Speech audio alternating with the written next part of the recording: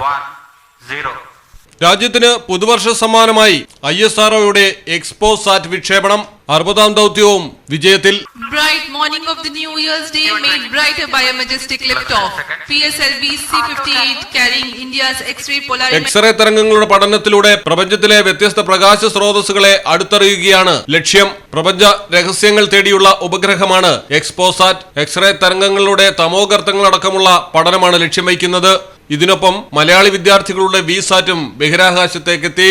പോളിക്സ്, expect എന്നീ 2 പേലോഡുകളാണ് എക്സ്പോസാറ്റിലുള്ളത്. 5 വർഷമാണ് എക്സ്പോസാറ്റിന്റെ പ്രവർത്തന കാലാവധി.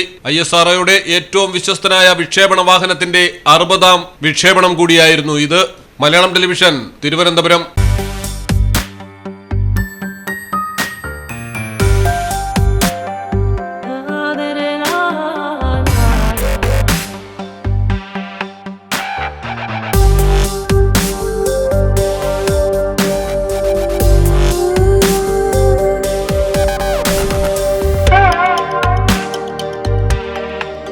Make a statement jewelry by Claris.